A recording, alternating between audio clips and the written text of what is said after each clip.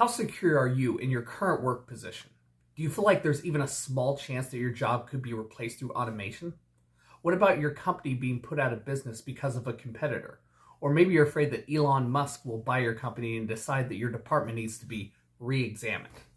Well, today we're going to talk about hedging your investments so that even if you lose your job, you could still win in the market. So what is hedging and how can it help you be less afraid of job loss? Hedging is a strategy that tries to limit risk in investments. If you've ever heard of hedge funds, that is essentially what they're designed to do, at least in theory. Now, are hedges considered good investments? Well, yes and no. Let's take a look at those hedge funds, for example. Many very wealthy people pay hedge funds to handle some of their investments. But here's the thing. Hedge funds notoriously underperform the market and charge their clients exorbitant fees to do so. In 2008, Warren Buffett famously challenged any hedge fund to beat the S&P 500 over a 10-year period. Protege Partners LLC accepted, and the two parties placed $1 million bet. Buffett won that bet, solidifying his point that hedge funds cannot predict the market. But does that make them bad investments? Well, it depends on why you're using them.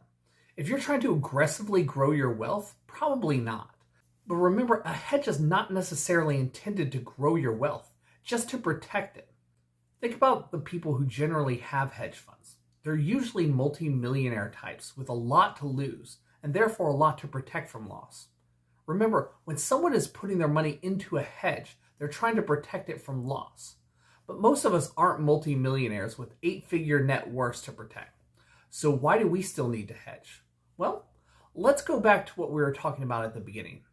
Say someone like Elon buys your company and decides to automate your job. Or say a competitor comes in and outperforms your business, stealing up all the market share. How do you offset that risk? Well, interestingly enough, by investing in both your company and your competition. Let me give you an example. A while ago, I used to work in a call center for a large communications company. I was very successful there, and since my job had tons of bonus incentives for high performers, I made a good amount of money. So as I got paid, I would take some of my money and buy stocks in both the company that I work for and some of their competition. Why? Well, imagine your boss walks in one day and says they're getting rid of your department. Usually there are two reasons for that. Either the competition is outperforming them, causing them to need to cut jobs, or the company has found a way to save money by automating or moving your department, as happens so often. So either your competition or your company are about to make a lot of money for their investors. And so really the only way for you to benefit from that is to be one of those investors. Now, a lot of people may get mad about this and say, why would I want to reward a company for replacing me by investing in them?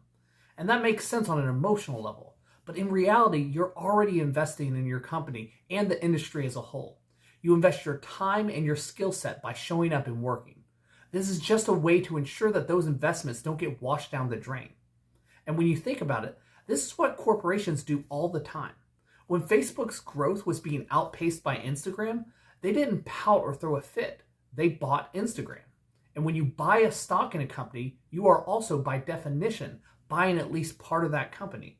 It's like the old saying goes, if you can't beat them, join them. And I still use this tactic to this day as a real estate agent. I buy shares in large corporations that threaten to make my job obsolete. I also invest in real estate by purchasing rental properties. So if the market does go up as well, the value in those investments go up with it. Even as rumors of a housing crash loom, I'm continuing to do this. And if you're interested in hearing why, I plan on making a video in the next few weeks about it. So subscribe if you would like to see that. Quick reminder that none of this is financial advice and you should always do your own research. But if you do have questions, comment below.